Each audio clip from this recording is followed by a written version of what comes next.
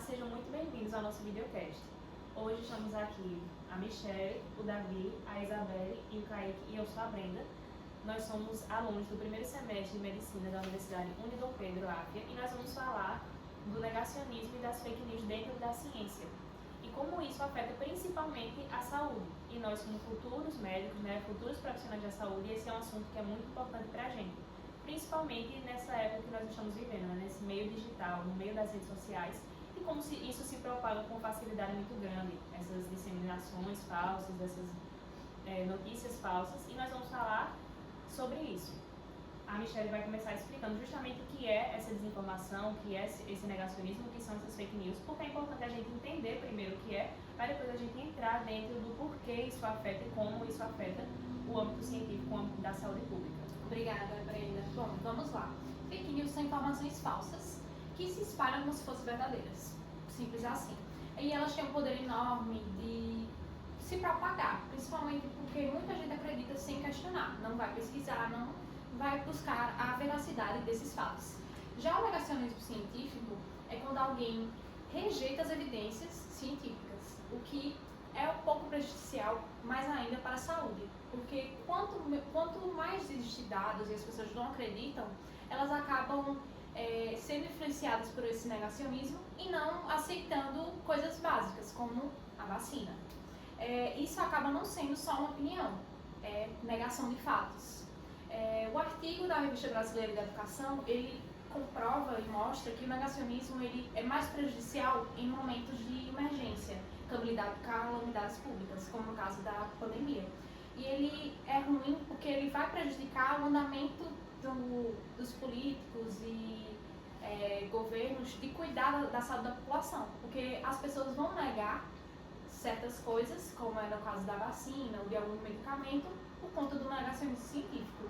E esse negacionismo científico ele não começou a partir de hoje, ele vem de muito tempo, do século XVII, para ser mais precisa, como o exemplo do heliocentrismo, que as pessoas não acreditavam que o Sol era o centro do universo e achavam que era o homem, por conta de pessoas que falavam e as pessoas acreditavam, mesmo com provas e coisas tocáveis e palpáveis que comprovavam isso, as pessoas não acreditavam e acabaram que, negavam o fato e ficavam por isso mesmo e acabavam prejudicando as outras pessoas.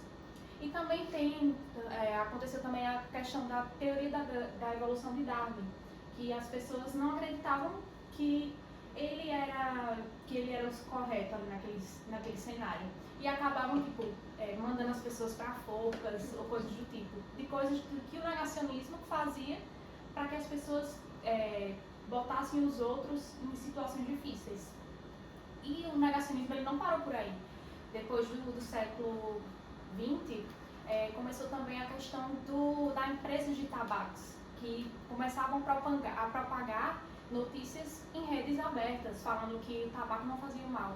Isso acabava prejudicando também a saúde, porque as pessoas acreditavam que aquilo não fazia mal e começavam a usar e se viciar com aquele tabaco, o que acaba prejudicando muito nesse âmbito da medicina, e nós, como futuros profissionais, temos que saber lidar com essas questões para as pessoas acreditarem na gente, fazer o uso do medicamento que a gente passar para eles usarem, não é mesmo?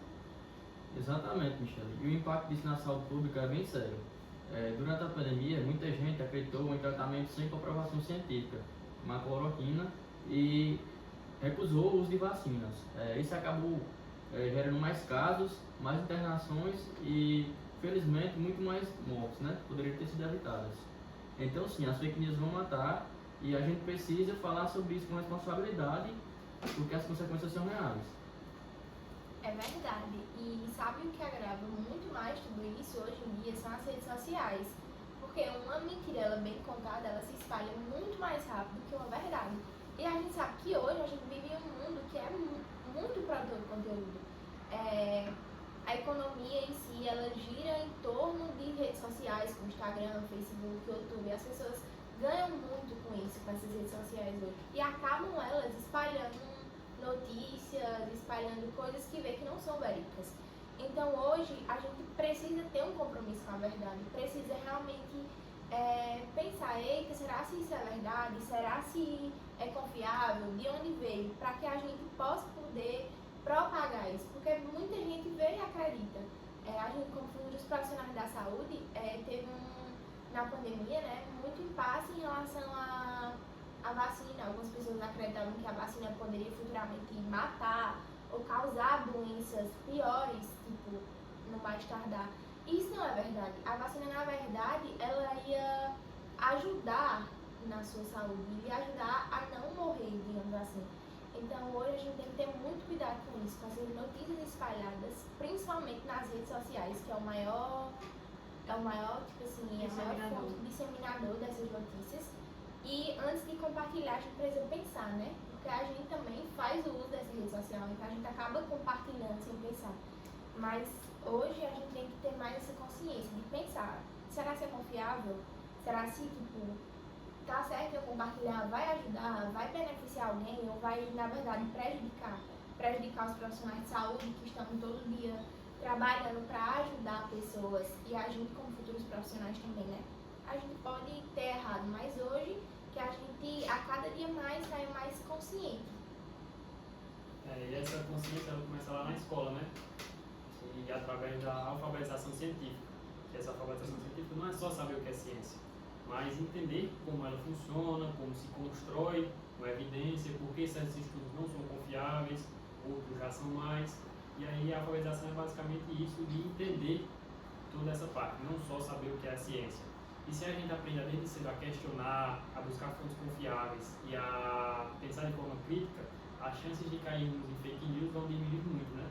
E aí tem um exemplo na pandemia, que muitas pessoas divulgavam na internet que tomar chá ia curar do Covid, o chá do boldo ia curar do Covid.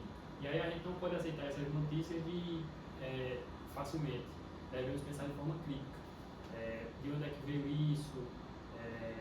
Tem algum estudo que comprova esse dado? E a gente, como estudante, já temos um papel nisso, né? Que a gente pode explicar para os nossos amigos e familiares, através de grupos na qual rodam muitas fake news, que devemos sempre buscar fontes para que aquelas notícias não se propaguem, né?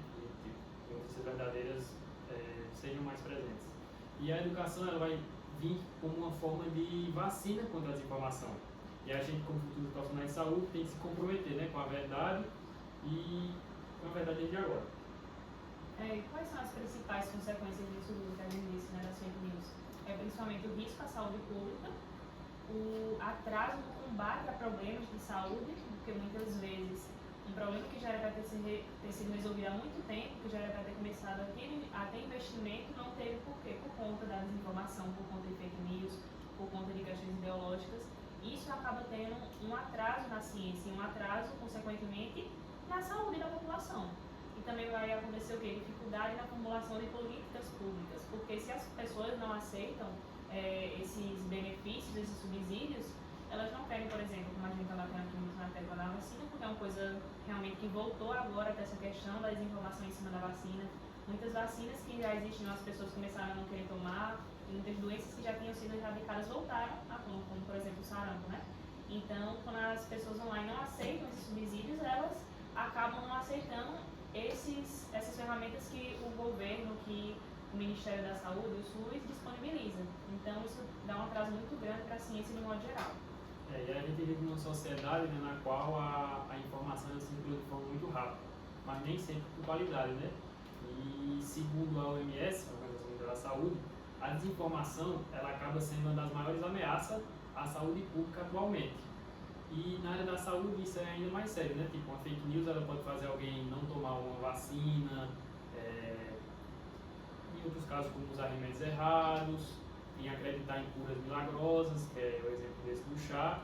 E a gente também já viu o Ministério da Saúde fazer campanhas, que até como se chama o Saúde Sem Fake News, justamente para tentar conter esse tipo de desinformação, para que a gente possa tentar amenizar os danos que essa desinformação causa a gente, né?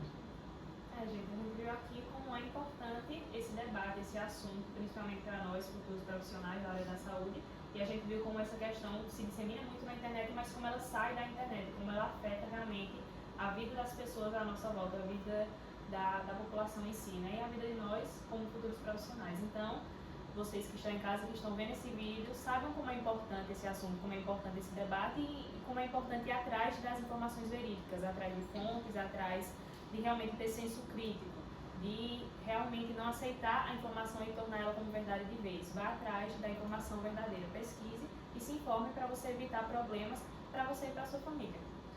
Sim, e como o Davi falou, né,